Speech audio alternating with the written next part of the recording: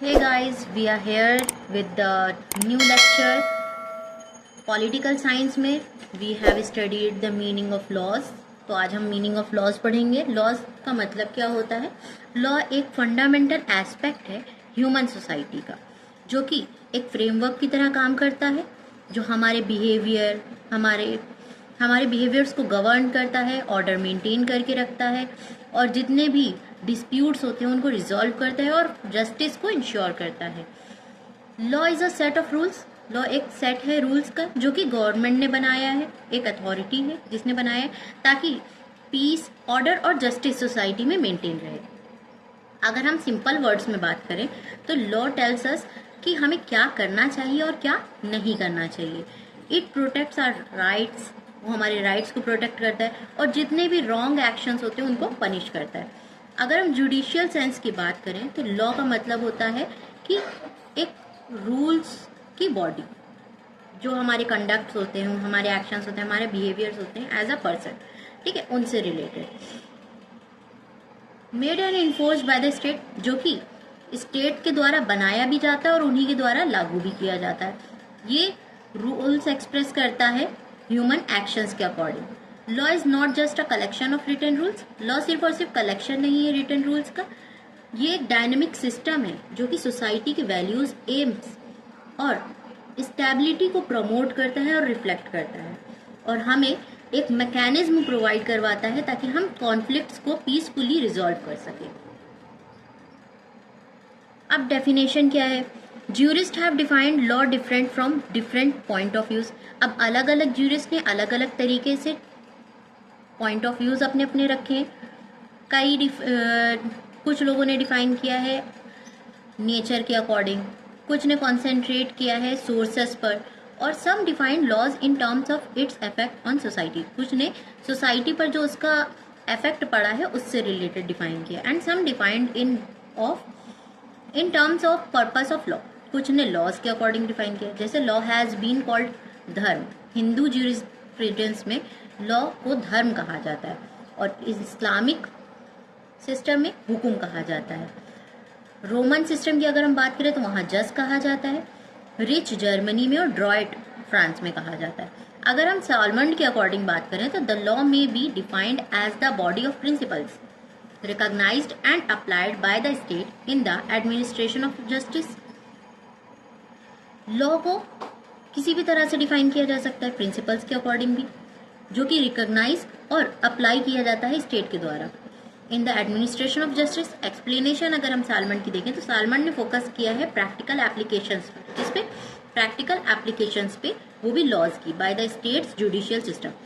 He sees law as those principles that court recognize and use to deliver justice. उन्होंने laws पर mainly ध्यान दिया है जो कि प्रिंसिपल्स द्वारा बनाया गया है, कोर्ट जिनको रिकॉग्नाइज करता है किसी भी तरह का जस्टिस दिलाने के लिए. अब हम देखते हैं ऑस्टिन ने क्या कहा है इस पे. Law is the command of sovereign backed by the sanction. Law एक कमांड है जो कि सॉरेन के द्वारा लाया गया है. एक्सप्लेनेशन इनकी देखें अगर हम, तो this means law is a command. Law क्या है? कमांड है, एक ऑर्डर है जो कि गवर्नमेंट देती है. And if we don't follow it, अगर हम इसे नहीं फॉलो करेंगे तो हमें क्या मिलेगी? पनिशमेंट मिलेगी. अगर हम रॉस्को पॉन्ड की बात करें तो लॉ क्या है? एक सोशल इंजीनियरिंग है. एक्सप्लेनेशन की अगर हम बात करें, लॉ एज अ टूल और instrument to shape society. Law एक क्या है? टूल या इंस्ट्रूमेंट है जो कि सोसाइटी को शेप करने के लिए बनाया गया है और बैलेंस करने के लिए हमारे इंटरेस्ट और अचीवमेंट्स को, जो कि सोशल गोल्स के अकॉर्डिंग.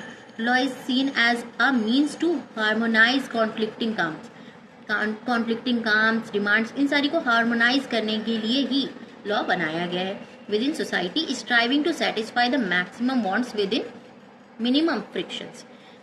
कम चीज़ों में ज़्यादा से ज़्यादा हमारी नीड्स को सेटिस्फाई करने के लिए लॉज बनाया गया है. In the way we can say कि हमारी जितनी भी लाइफ है उसको निर्यात यानी बैलेंस करने के लिए बनाया गया है. होल लैंड की अगर हम बात करें तो law is general rule of external human actions. Law क्या है?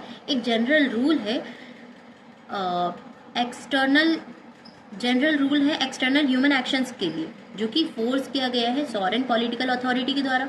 एक्सप्लेनेशन की अगर हम बात करें तो लॉ कंट्रोल करता है हमारे एक्सटर्नल बिहेवियर्स को और ये गवर्नमेंट के द्वारा लाया गया है.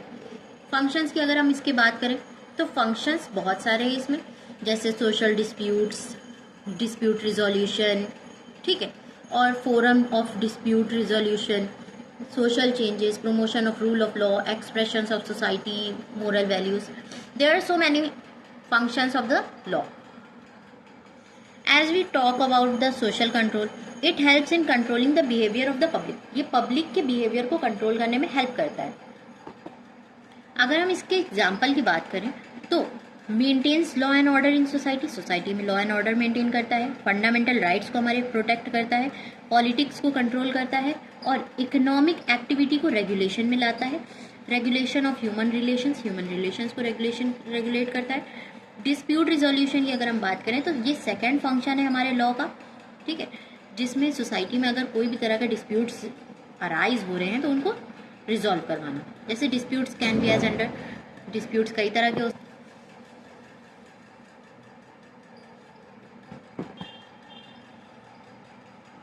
सिविल डिस्प्यूट्स हो सकते हैं, क्रिमिनल डिस्प्यूट्स हो सकते हैं, फैमिली डिस्प्यूट्स हो सकते हैं, कॉमर्शियल डिस्प्यूट्स हो सकते हैं और कई तरह के डिस्प्यूट्स हैं. सिविल डिस्प्यूट की अगर हम बात करते हैं तो सिविल डिस्प्यूट जो होते हैं वो डिसएग्रीमेंट होते हैं किसके बीच में, प्राइवेट और इंडिविजुअल्स के बीच में, या हम कह सकते हैं कि वो प्राइवेट इंडिविजुअल्स और ऑर्गेनाइजेशन के बीच में होता है. फॉर एग्जाम्पल डिफेमेशन या नेग्लिजेंस रिजल्टिंग इन इंजरी और death and property damage. Criminal disputes की अगर हम बात करते हैं तो an action that is considered to be harmful to the society as a whole.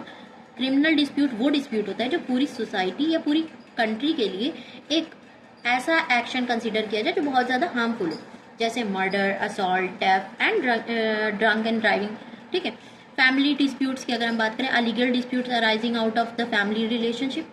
Family relationship के बाहर जो भी चीज़ें आती हैं वो डिस्प्यूट्स की हम बात कर रहे हैं जो लीगल डिस्प्यूट्स में आती है, जैसे डिवोर्स है, सेपरेशन है या इश्यूज हो सकते हैं, ऐसे इश्यूज जो कपल्स के बीच में होते हैं, like parenting, grand parenting rights या फिर Elder case, inheritance, extend family conflicts हो सकते हैं, या फैमिली बिजनेस या पार्टनरशिप से रिलेटेड जितने भी फैमिली कॉन्फ्लिक्ट्स हैं उनकी बात कर रहे हैं. कॉमर्शियल डिस्प्यूट्स की बात करें, ऐसा डिसएग्रीमेंट जो कि दो या दो से ज़्यादा पार्टीज के बीच में हो, वो भी with the relation to the commerce, ठीक है, यानी इकोनॉमी से रिलेटेड हो. कॉमर्शियल डिस्प्यूट्स जो कि आते हैं मिस मैनेजमेंट, मिसअंडरस्टैंडिंग और failure to perform contract terms and condition.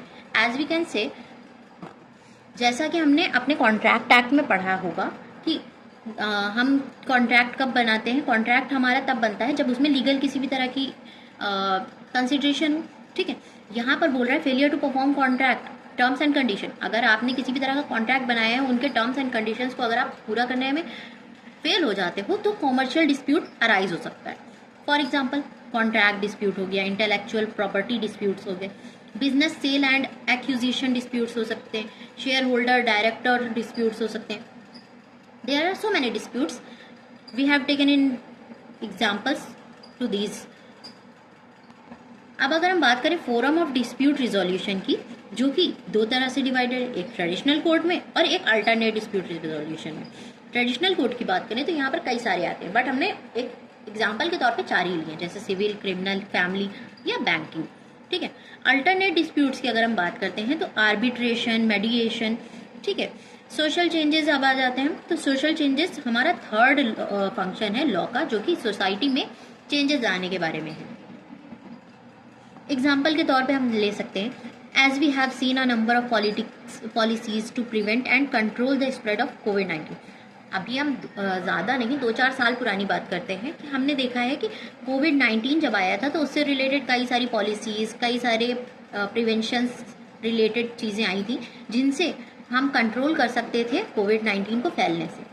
तो यही होता है सोशल चेंज, जिसमें हम सोसाइटी के अंदर चेंजेस लाने की कोशिश करते हैं.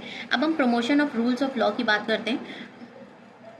The law preserve civil rights, जो लॉ सिविल राइट्स को प्रिजर्व करते हों, उनकी लिबर्टी को बचाते हों. The rule of law is a principle of governance. Rule of law क्या है, एक प्रिंसिपल है जो गवर्न करता है, in which all peoples, institutions and entities, public and private including the state itself are accountable to law.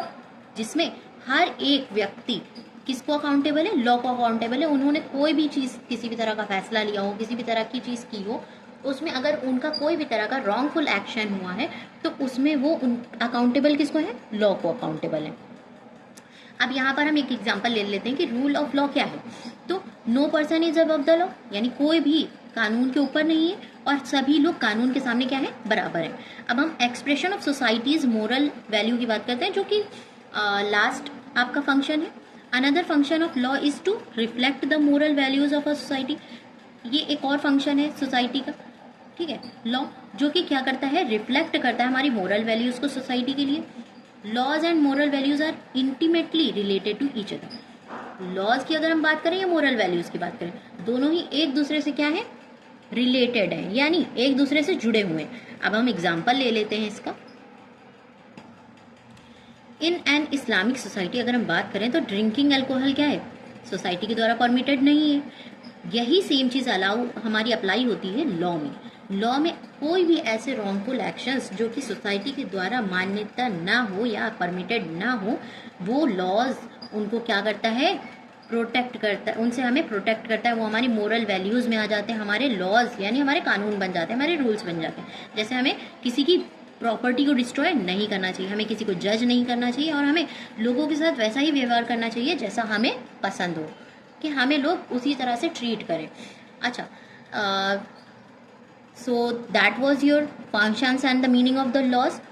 अगर video अच्छी लगी हो तो लाइक, शेयर एंड सब्सक्राइब ज़रूर करें, और नेक्स्ट वीडियो आपको किस टॉपिक पे चाहिए प्लीज़ कमेंट सेक्शन में ज़रूर बताएं। तब तक के लिए बाय बाय।